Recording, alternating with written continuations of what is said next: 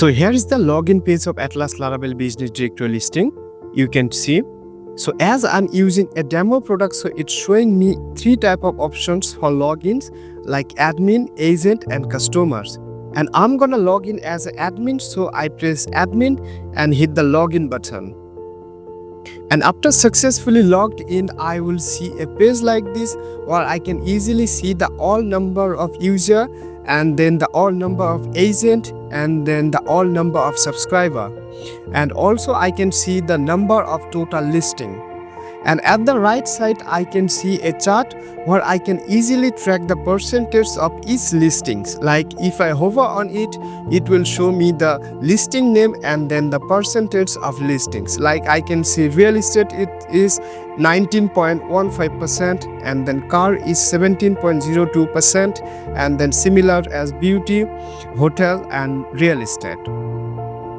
And if I scroll just a little bit, I can see a progress bar to track the admin's revenue. And let's come to the main part of this admin panels, which is agent package.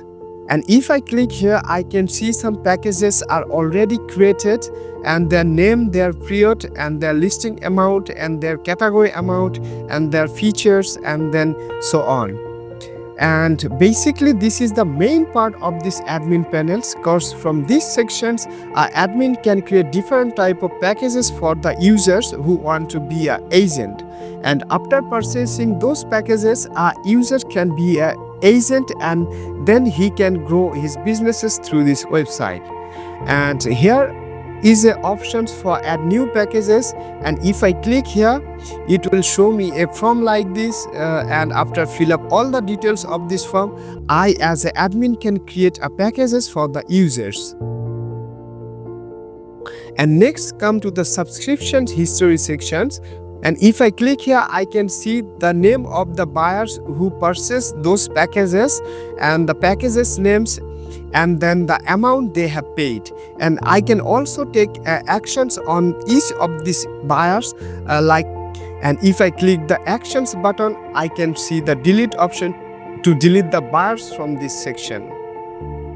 So beside that, there are many options on these admin panels, like I can see the directory listings to see the all listings name here, and an option to add a new list, and then the listing categories, and then the listing amenities, and then the listing cities.